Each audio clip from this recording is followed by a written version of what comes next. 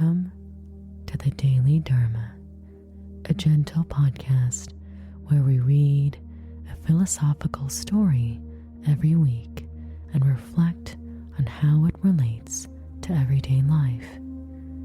Our focus is to use Buddhist philosophy to understand the complexity of modern life and find achievable and accessible pathways to peace and happiness.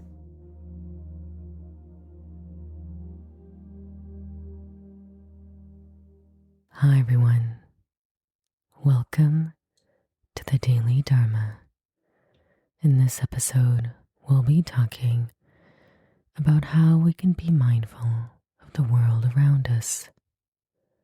The story that we'll be reflecting on this theme is called Mindfulness Among Skyscrapers, and it comes from the book Zen Stories with Master Seiji by Daiki Shimada. Here is how the story goes. Seiji was walking through the business district where the massive skyscrapers reached into the sky. A businessman, looking a little bit out of place in his haste, approached him. "Master Seiji, it's so good to see you. I'm struggling to bring mindfulness into the frantic pace of my work environment. Do you have any idea how I could do this?" he asked. Master Seiji gave the businessman a kind look and began. In the temple, her mindfulness was not an escape from our tasks, but a way to face them directly. We found depth in simplicity, engaging fully with each moment, no matter how routine the task seemed. The businessman, intrigued but puzzled, asked, "But how can we apply that here in this environment?" "Mindfulness," Seiji explained, "begins with the realization that each moment, no matter how pressured, holds within it an opportunity for depth and connection. It's about seeing beyond the immediate task to the deeper purpose it serves." He gestured towards a window cleaner working high above on one of the skyscrapers. "Consider that cleaner. Each stroke of a squeegee might seem repetitive, but with mindfulness, it becomes a practice of care for himself, his safety, and the clarity he brings to the building's occupants." The businessman frowned, considering, "But how do I translate that into my team's daily routine?" "Well," Seiji said, "start with yourself. Let your own actions be a model. When you hold a meeting, be fully present with your team. Listen deeply. When you work on a project, do so with total engagement. This presence will be noticed and over time mirrored by your team. Mindfulness goes beyond reducing stress. It enriches your engagement with the work and with each other." The businessman nodded slowly. "So, I think I'm trying to get it, but I understand it more now. It's not about doing less, but about being more fully engaged in what we do." "Yes, exactly," Seiji affirmed. "And in that fullness, you'll find not only mindfulness, but also a deeper satisfaction and connection to your work and your colleagues." With a respectful nod, the businessman thanked Seiji and turned back to the flow of the crowd. his steps now a little bit slower.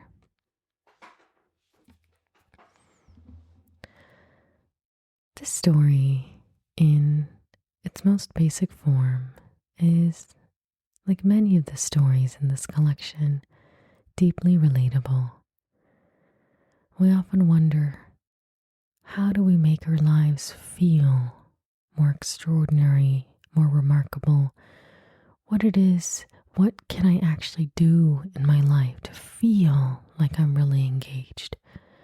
And for many of us, mindfulness, which, as Seiji explained, is the practice of being fully engaged in the present moment, is the beginning of that transformation.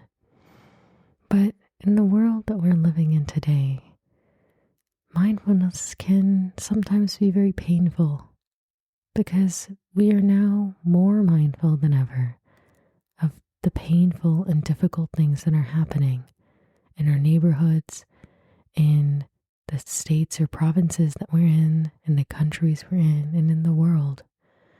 And thus, sometimes being fully present or engaged can be really difficult. But that's not to say that it ends there, that mindfulness is simply perceiving things, feeling good or bad about them, and looking away. When we really apply mindfulness, we see the world and our lives in a much more generous and also open and wise lens. We see that everything in our lives and in the world has its cycles. There's good and bad in this universe, and we cannot always assume, and we should not assume, that there is all good or all bad in it. Especially in my younger years, this is something that plagued me every day. I always thought to myself, why am I not doing more? Why can't I sacrifice more? Why can't I move the needle for others, especially others that are suffering? And I think that anguish is felt by so many right now because we so desperately want to help those that are in danger. We want to save people. We want to be the hero of the story that's unfolding in front of us. But of course, life is never that simple. And as much as movies and stories really like to make it seem that way, the universe is not that simple either.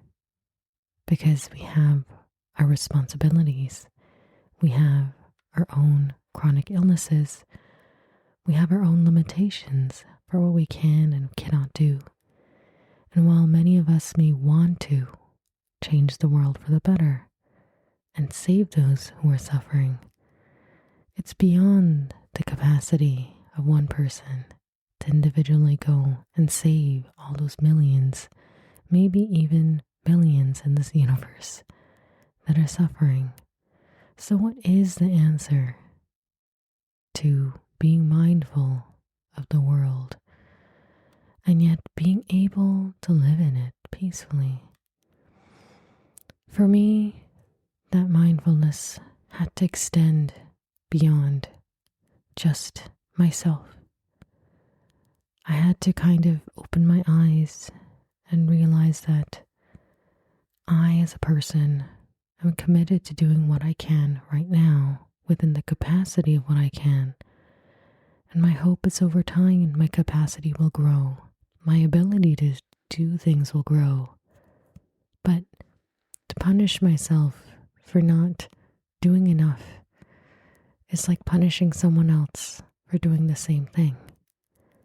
We would never ask or guilt trip a friend for not doing enough because we understand that implicitly people are mostly always doing what they think they can. They're already working within some limits that are within them. And so, in just becoming mindful of that, and mindful that all others in the world probably have the same issue, you start to feel a little bit more relaxed. And then you remember that the world is thousands, millions years old, that civilizations rise and fall, that so many people will be born and so many people will pass away. And when you widen the lens of time to all of time, you realize that as much as things are painful right now, they are indeed temporary. And to even think that the pain and anguish that we're seeing is forever is just simply not true. And that's where, for me, my hope lies. Because I always hope for a better world for all. I always hope that I can be part of a better world for all. And I think something so beautiful I saw just this weekend were videos of the peace walk that Buddhist monks are doing across the country. And to me, that is just an exemplary form of how we can work within our capacity and still make such a positive change in the communities we are in. Because in the simple act of being present and walking with that adorable dog, Aloka, these monks are bringing so much peace wherever they're going. And this is the kind of action that, as difficult as it is, because I know myself, I don't know if I can walk 2,300 miles, but I can walk 10.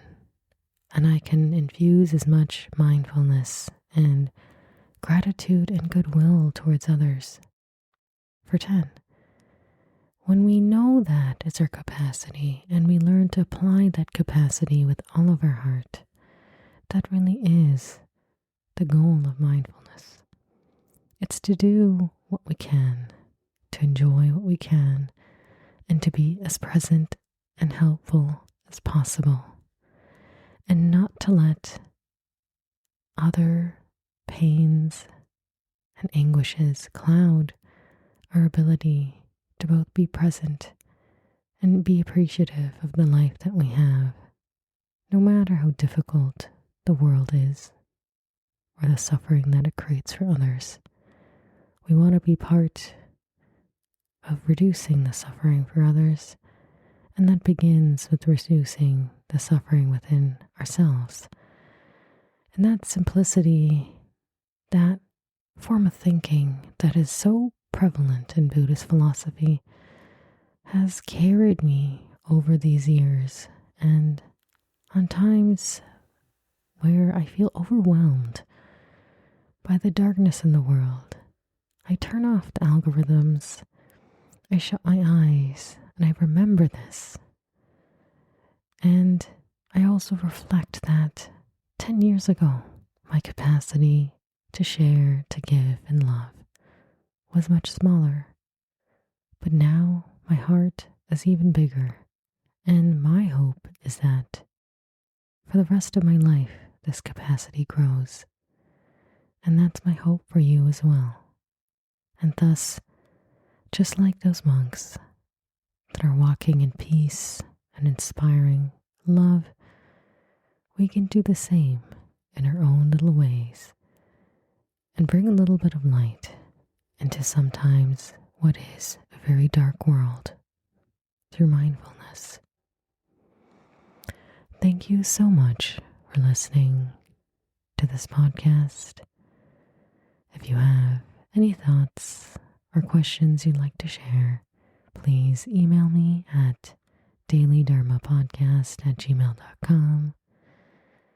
And may you have a beautiful, safe, and joyful week ahead of you. Until next week.